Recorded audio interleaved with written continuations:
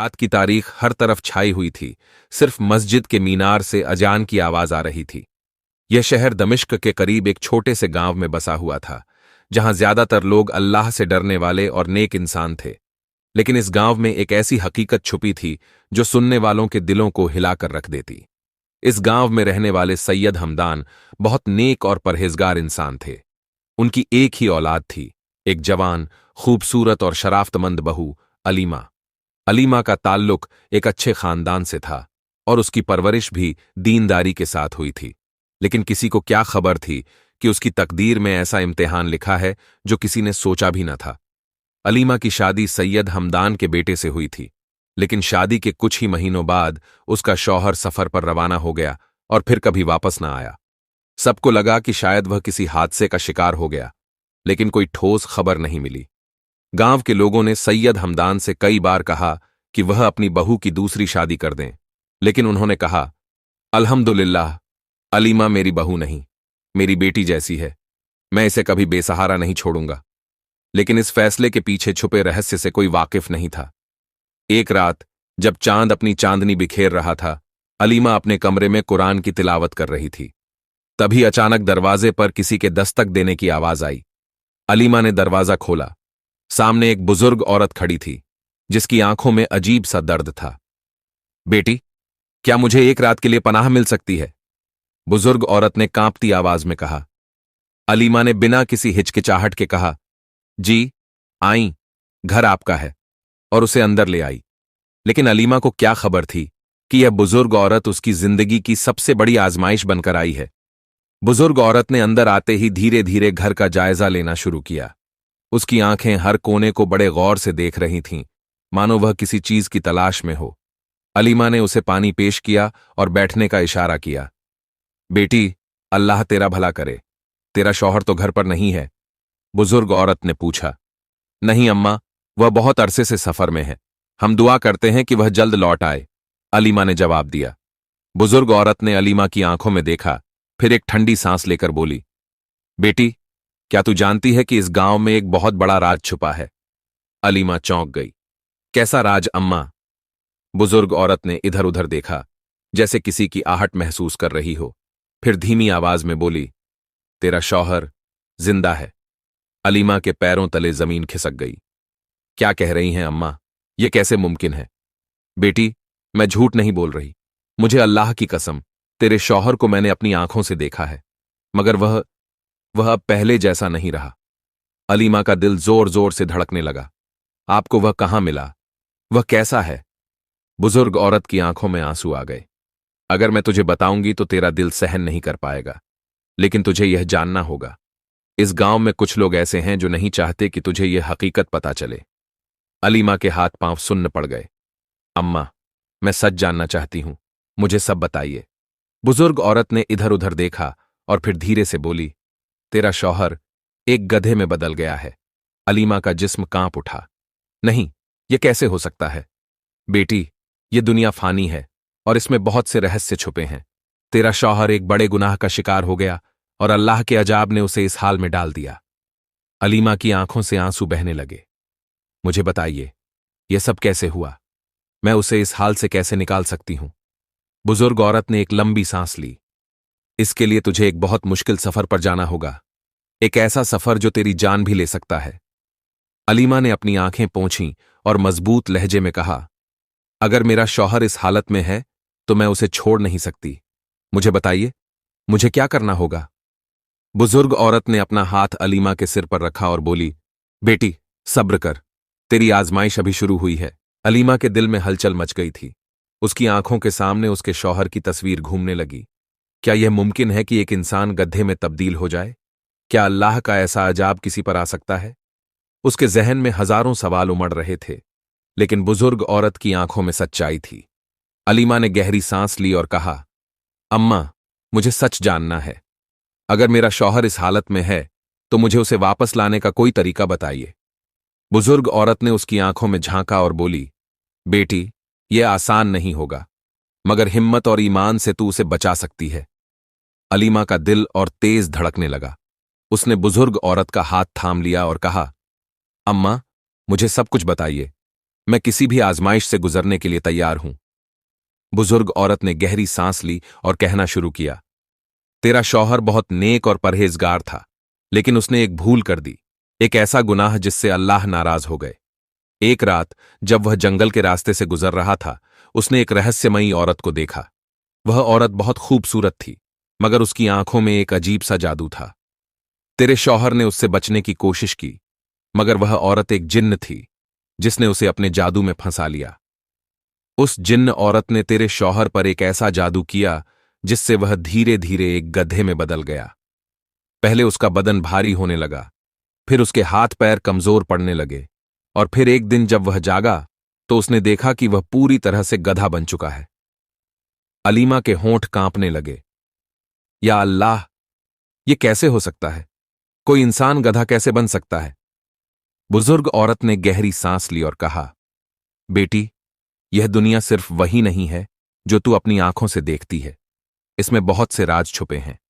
कुछ लोग ऐसे होते हैं जो जिन्नात और शैतानों से मदद लेते हैं और फिर उनका अंजाम बहुत खौफनाक होता है। अलीमा ने आंसू पोंछते हुए कहा, अम्मा, क्या मेरे शौहर को इस हाल से निकाला जा सकता है? बुजुर्ग औरत ने सिर हिलाया, हां, मगर इसके लिए तुझे बहुत कठिन सफर करना होगा। तुझे दमिश्क के दूर एक पहाड़ की गुफा में जाना होगा, जहां एक बूढ़ा फकीर रहता है। वही तुझे इस जादू का तोड़ बता सकता है। लेकिन बेटा, यह सफर आसान नहीं है। तुझे बहुत सी मुश्किलों का सामना करना पड़ेगा।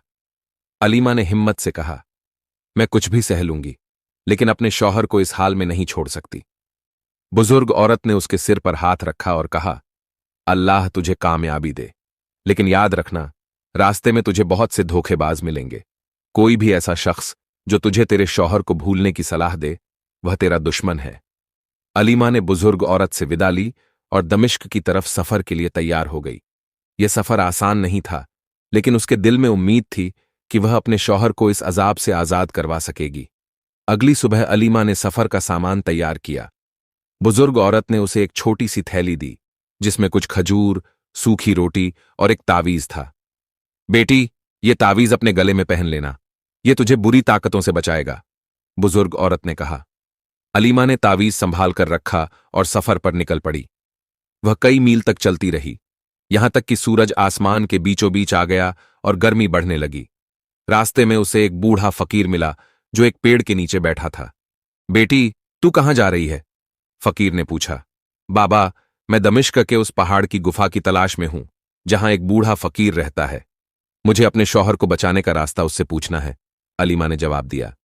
फकीर ने उसकी तरफ देखा और कहा, बेटी, तेरा इम्तिहान शुरू हो चुका है। आगे तुझे 3 मुश्किलों का सामना करना पड़ेगा। अगर तू इनसे बच गई तो ही तुझे वह बूढ़ा फकीर मिलेगा। अलीमा के माथे पर पसीना आ गया, मगर उसने हिम्मत नहीं हारी। बाबा, कौन सी मुश्किलें? फकीर ने अपनी सूखी उंगलियां उठाकर कहा, पहली, तुझे एक ऐसे दरिया को पार करना होगा जहां जिन्नात का कब्जा है।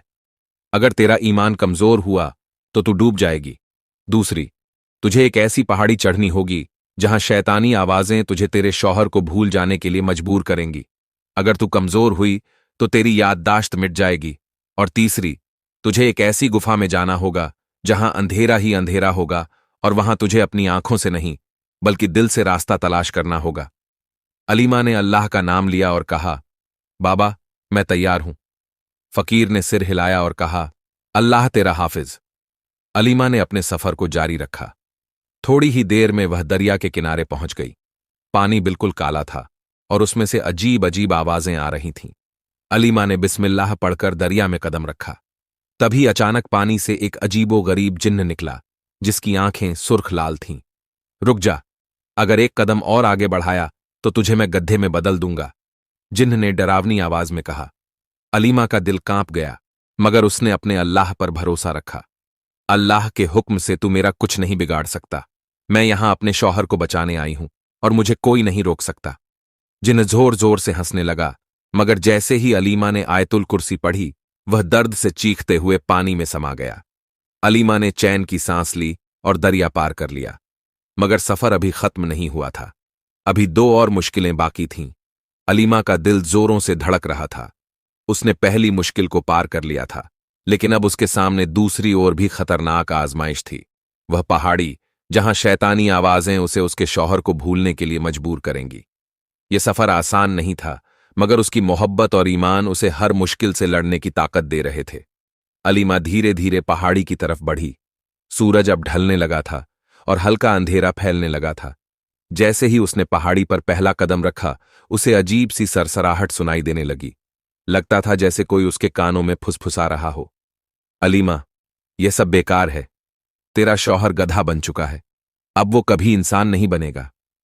लौट जा, अपनी जिंदगी नए सिरे से शुरू कर।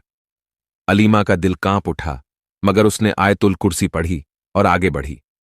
फिर उसे एक और आवाज सुनाई दी। क्या तुझे नहीं लगता कि यह सब तेरी ही गलती है? अगर तू इतनी जिद्दी ना होती तो यह हाल ना होता। छोड़ दे उसे, अपनी जिंदगी जी ले। अलीमा के कदम एक पल को लड़खड़ा गए, लेकिन फिर उसने अल्लाह का नाम लिया और खुद को संभाल लिया। जैसे जैसे वह आगे बढ़ रही थी, आवाजें और तेज हो रही थीं। अब उसे अपने शौहर की आवाज सुनाई दी। अलीमा, मुझे छोड़ दे। मैं गधा बन चुका हूं। तेरा मेरा अब कोई रिश्ता नहीं। मैं अब कभी इंसान नहीं बन सकता। अलीमा की आंखों से आंसू बहने लगे। ये आवाज सुनकर उसका दिल टूट रहा था, मगर उसने अपनी मोहब्बत को कमजोर नहीं होने दिया। उसने जोर से कहा, नहीं, मैं तुमसे मोहब्बत करती हूं और जब तक मेरी जान है मैं तुम्हें बचाने के लिए कुछ भी करूंगी। इतना कहते ही पहाड़ी पर गूंजती आवाजें अचानक शांत हो गईं। हवा थम गई और अलीमा ने राहत की सांस ली। उसने दूसरी मुश्किल भी पार कर ली थी।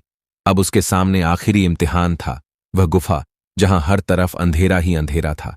फकीर ने कहा था कि यहां उसे अपनी आंखों से नहीं, बल्कि अपने दिल से रास्ता तलाश करना होगा। अलीमा धीरे धीरे गुफा में दाखिल हुई। अंदर घना अंधेरा था, इतनी स्याही कि उसे अपना हाथ भी नजर नहीं आ रहा था। उसने बिस्मिल्लाह पढ़ी और अपने दिल की सुनने लगी। हर कदम सोच समझकर रख रही थी, मगर जैसे ही वह आगे बढ़ी, उसे ऐसा लगा जैसे कोई उसका पीछा कर रहा हो। कौन है? उसने कांपती आवाज में पूछा। कोई जवाब नहीं आया, मगर हवा में एक ठंडी सरसराहट महसूस हुई। अचानक उसे महसूस हुआ कि गुफा की जमीन हिल रही है, जैसे कोई भूचाल आ रहा हो। उसे लगा कि अब वह गिर जाएगी, मगर तभी उसके दिल में एक आवाज आई, डरो मत, अल्लाह तेरे साथ है। अलीमा ने अपनी आंखें बंद कर लीं और पूरी ताकत से आयतुल कुर्सी और सूरह फातिहा पढ़ने लगी। जैसे ही उसने पढ़ाई खत्म की, गुफा का अंधेरा धीरे धीरे कम होने लगा। अब वह देख सकती थी कि उसके सामने एक पुरानी लकड़ी का दरवाजा था। वह दरवाजा धीरे धीरे खुला और अंदर एक बूढ़ा फकीर बैठा था। फकीर ने अलीमा को देखा और मुस्कुराया। बेटी, तुझे यहां तक पहुंचने में बहुत तकलीफें उठानी पड़ी, मगर तूने अपने इम्तिहान पास कर लिए। अब मैं तुझे तेरे शौहर को बचाने का रास्ता बताऊंगा। अलीमा घुटनों के बल बैठ गई। बाबा, मुझे कुछ भी करना पड़े, मैं तैयार हूं। बस मेरे शौहर को इस अजाब से बचा लीजिए। फकीर ने एक गहरी सांस ली और कहा, तेरे शौहर पर बहुत कड़ा जादू किया गया है। यह कोई मामूली जादू नहीं है, बल्कि बहुत पुराने दौर का काला जादू है। इसे तोड़ने के लिए तुझे 3 चीजों की जरूरत होगी। सबसे पहले तुझे झमझम का पाक पानी चाहिए। दूसरा, तुझे सफेद कबूतर की एक पंख चाहिए। और तीसरा, तुझे उस जिन्न की असली पहचान पता करनी होगी जिसने यह जादू किया है। अलीमा का दिल धड़कने लगा। यह सब कैसे संभव होगा? झमझम का पानी तो मक्का में था और सफेद कबूतर कहां मिलेगा? और सबसे बड़ी मुश्किल, वह जिन्न कौन था जिसने यह जादू किया? फकीर ने कहा, बेटी, तुझे पहले मक्का जाना होगा और वहां से झमझम का पानी लाना होगा। मगर यह आसान नहीं होगा। रास्ते में बहुत सी रुकावटें आएंगी, लेकिन अगर तेरा ईमान मजबूत रहेगा तो अल्लाह तुझे हर मुसीबत से निकाल देगा। अलीमा ने अपना सर झुका लिया। वह जानती थी कि यह सफर बहुत मुश्किल होने वाला है, मगर वह अपने शौहर के लिए किसी भी हद तक जा सकती थी। फकीर ने उसे एक छोटी सी शीशी दी और कहा, जब तू मक्का पहुंचे तो इस शीशी को जमजम के कुएं में डाल देना। जब यह भर जाए तो इसे वापस लेकर आना। अलीमा ने वह शीशी अपने सामान में रख ली और सफर की तैयारी करने लगी। अब उसकी मंजिल मक्का थी, जहां से उसे जमजम का पानी लेना था। मगर उसे नहीं पता था कि रास्ते में कौन कौन सी मुसीबतें उसका इंतजार कर रही थीं। अलीमा का सफर अब और भी मुश्किल हो गया था। दमिश्क की पहाड़ियों को पार करने के बाद अब उसे मक्का जाना था, जहां से उसे जमजम का पाक पानी लेना था। लेकिन यह सफर आसान नहीं था। रास्ते में बहुत सी आजमाइशें उसका इंतजार कर रही थीं। अलीमा ने अपने सामान को संभाला और सफर के लिए निकल पड़ी। उसे कई दिन तक रेगिस्तान से गुजरना था। सूरज की तपिश तेज थी और रास्ता बेहद कठिन।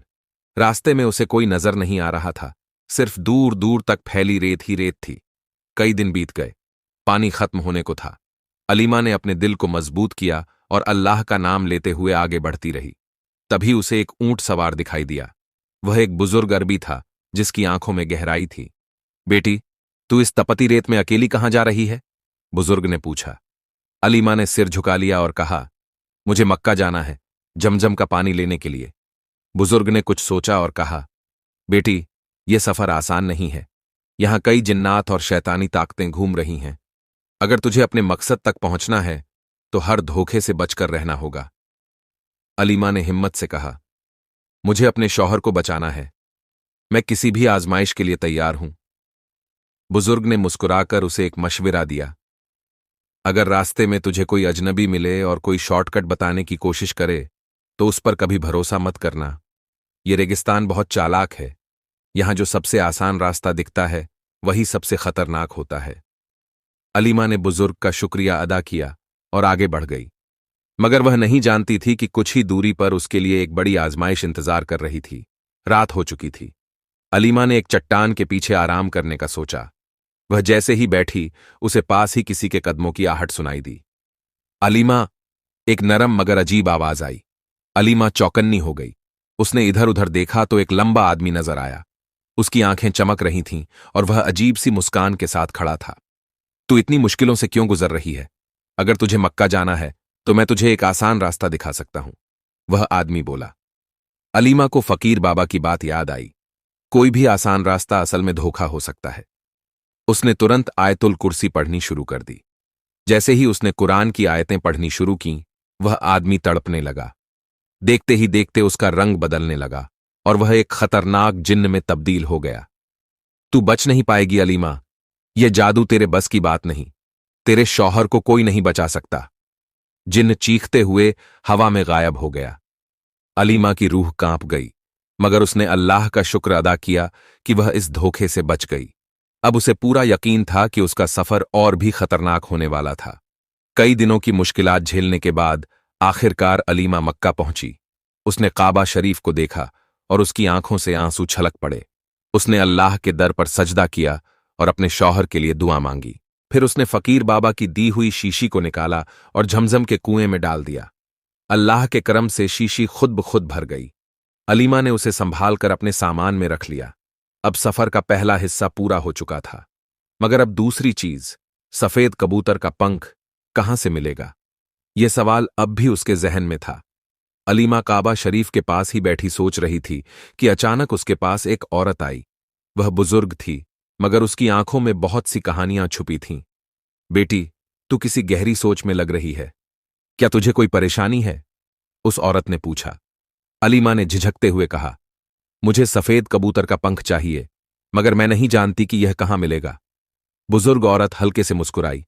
बेटी, मक्का में एक खास जगह है जहां सफेद कबूतर रहते हैं, मगर वे किसी आम इंसान के हाथ नहीं आते।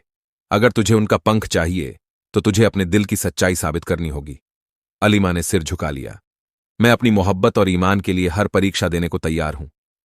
बुजुर्ग औरत ने उसे मक्का के पास एक खास जगह के बारे में बताया जहां वह सफेद कबूतर मिल सकते थे, मगर वहां जाने के लिए उसे एक और परीक्षा से गुजरना था। अलीमा बताए गए रास्ते पर चल पड़ी। जब वह उस जगह पहुंची तो उसने देखा कि वहां कई सफेद कबूतर थे, मगर वे किसी के पास नहीं जाते थे। तभी वहां एक पहरेदार आया। उसने अलीमा को देखा और कहा, अगर तुझे सफेद कबूतर का पंख चाहिए तो तुझे अल्लाह पर पूरा भरोसा दिखाना होगा। तेरे पास सिर्फ एक मौका है। अगर तू दिल से दुआ करेगी और कोई कबूतर तेरे हाथ पर बैठ गया तो तुझे उसका पंख मिलेगा, मगर अगर वह तुझसे दूर उड़ गए तो तुझे खाली हाथ लौटना होगा।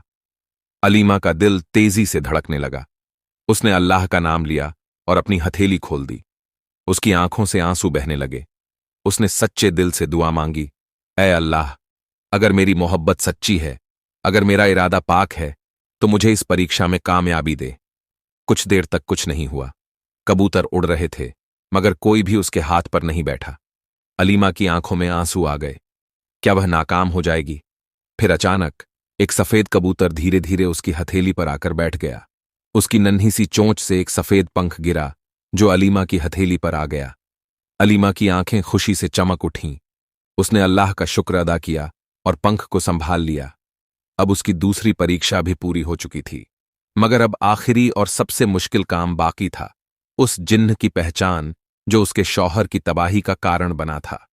अलीमा के पास अब सफेद कबूतर का पंख और झमझम का पाक पानी था, मगर सबसे मुश्किल काम अब भी बाकी था, उस जिन्न की पहचान जो उसके शौहर की तबाही का कारण बना था। उसे अब दमिश्क लौटकर उस जिन्न को बेनकाब करना था, लेकिन रास्ता अभी भी खतरों से भरा था। मक्का से दमिश्क तक का रास्ता आसान नहीं था। अलीमा ने अपने सामान को संभाला और अल्लाह का नाम लेकर वापस निकल पड़ी। जैसे ही वह रेगिस्तान में दाखिल हुई, उसे महसूस हुआ कि कोई उसकी निगरानी कर रहा है। हवा में सरसराहट थी और रेत के टीलों पर कुछ परछाइयां हरकत कर रही थीं। अचानक एक घना धूल का बवंडर उठा और उसमें से एक अजीब सी शक्ल नजर आई। उसकी आंखें अंगारे की तरह लाल थीं और उसका जिस्म धुएं से बना हुआ लग रहा था। तूने मेरी साजिशें नाकाम कर दीं अलीमा, मगर मैं तुझे इतनी आसानी से जीतने नहीं दूंगा। वह जिन्न गरजा। अलीमा ने बेखौफ होकर कहा, अगर तू अल्लाह की ताकत को नहीं मानता तो आज देख ले कि उसका करम कैसे अपने बंदों की हिफाजत करता है। उसने फौरन झमझम की शीशी निकाली और उसमें से कुछ बूंदें हवा में छिड़क दीं। जिन्न अचानक पीछे हटने लगा, उसकी चीखें आसमान में गूंजने लगीं। नहीं, यह पाक पानी मुझे जला देगा, जिन्न कराहते हुए बोला। मगर वह इतनी आसानी से हार मानने वाला नहीं था। उसने अपने हाथ उठाए और अचानक रेगिस्तान की रेत जोर से हिलने लगी। मगर तभी अलीमा ने कुरान की आयतें पढ़नी शुरू कर दीं। जैसे ही अल्लाह का कलाम गूंजा, जिन्न की ताकत कमजोर होने लगी। उसकी चीखें तेज हो गईं और देखते ही देखते वह हवा में गायब हो गया। अलीमा ने राहत की सांस ली, लेकिन उसे पता था कि यह सिर्फ शुरुआत थी। असली जिन्न तो अभी भी सामने नहीं आया था। कई हफ्तों बाद अलीमा आखिरकार दमिश्क पहुंच गई। शहर में कदम रखते ही उसे अजीब सा सन्नाटा महसूस हुआ। कुछ लोग उसे अजीब नजरों से देख रहे थे और कईयों के चेहरों पर खौफ था। जब वह अपने घर पहुंची तो देखा कि उसके शौहर की हालत और बिगड़ चुकी थी। उनकी आंखों में अब भी अजीब सा खालीपन था और वे किसी दूसरी दुनिया में खोए हुए लग रहे थे। अलीमा, तू लौट आई? उसकी सास ने कांपती हुई आवाज में पूछा। हां अम्मी, और अब मैं अपने शौहर को इस साजिश से आजाद करूंगी, अलीमा ने हिम्मत से कहा। अलीमा ने अपनी सास से पूछा, अम्मी, जब मेरे शौहर की तबीयत बिगड़नी शुरू हुई थी तब घर में कौन कौन आया करता था? सास ने कुछ देर सोचा, फिर सहमी हुई आवाज में बोली, बस एक शख्स, हमारे पुराने दोस्त हकीम उमर, मगर वह तो बहुत नेक इंसान है। अलीमा चौकन्नी हो गई। उसे याद आया कि जब पहली बार उसके शौहर की तबीयत बिगड़ी थी तब भी यही हकीम उमर घर में मौजूद थे। मुझे उनसे मिलना होगा, अलीमा ने ठान लिया। रात के वक्त जब पूरा शहर सो चुका था, अलीमा हकीम उमर के घर पहुंची, मगर जैसे ही उसने उनके घर में कदम रखा, उसे अजीब सा एहसास हुआ। घर के अंदर एक खास तरह की महक थी, कुछ जादुई और रहस्यमयी। तू यहां क्या कर रही है अलीमा? हकीम उमर की आवाज आई। अलीमा ने हिम्मत से जवाब दिया, सच जानने आई हूं। मेरे शौहर के साथ जो हुआ वह तुम्हारी चाल थी, है ना? हकीम उमर अचानक हंसने लगे। उनकी आंखें धीरे धीरे सुर्ख हो गईं और उनकी शक्ल बदलने लगी। कुछ ही पलों में वह एक इंसान से जिन्न में बदल चुके थे। हां, यह सब मेरी चाल थी। मैंने तेरे शौहर पर ऐसा जादू किया कि वह कभी ठीक न हो पाए। मैंने सोचा था तू हार मान जाएगी, मगर तू तो बहुत जिद्दी निकली। अलीमा ने तुरंत सफेद कबूतर का पंख निकाला और उसे हवा में लहराया। अचानक कमरे में उजाला फैल गया और जिन्न जोर से चीख उठा। नहीं, यह नहीं हो सकता, जिन्न तड़पते हुए चिल्लाया। अलीमा ने झमझम का पानी निकाला और उसे जिन्न पर छिड़क दिया। देखते ही देखते जिन्न का जिस्म जलने लगा और वह दर्द से कराहने लगा। अल्लाह के नाम से अब तेरा खेल खत्म, अलीमा ने कहा। एक आखिरी चीख के साथ जिन्न हवा में जलकर राख हो गया। पूरा घर थर्रा उठा और फिर अचानक सब कुछ शांत हो गया। अलीमा भागकर अपने घर पहुंची। जैसे ही उसने दरवाजा खोला, उसने देखा कि उसके शौहर की आंखें खुल चुकी थीं। उनकी आंखों में अब कोई अजीब सी चमक नहीं थी। वह पूरी तरह ठीक हो चुके थे। अलीमा, क्या हुआ था मुझे? उन्होंने धीमी आवाज में पूछा।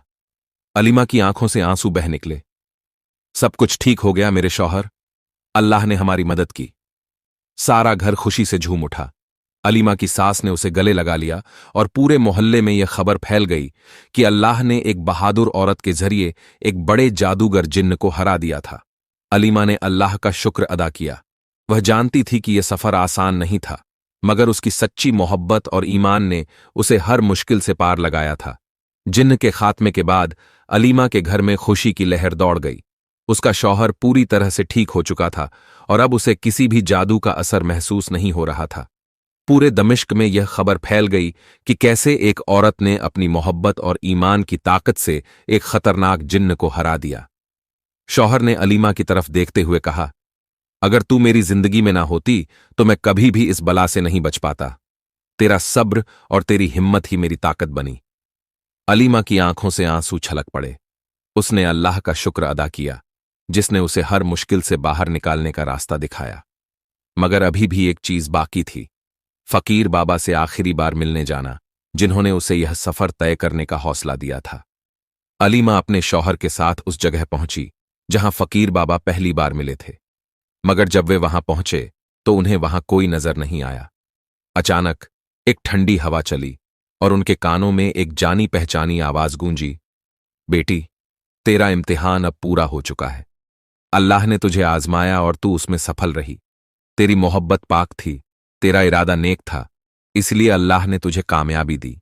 मगर याद रखना, यह दुनिया आजमाइशों से भरी है, कभी भी अपने ईमान से डगमगाना मत।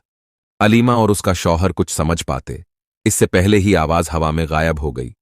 वे दोनों समझ गए कि अब फकीर बाबा अपनी जरूरत पूरी कर चुके थे और अल्लाह ने उन्हें अपने पास बुला लिया था। अलीमा और उसका शौहर अब पूरी तरह से खुशहाल जिंदगी बिताने लगे। उन्होंने अपने घर को एक नई शुरुआत दी, जहां हर तरफ बरकत और सुकून था।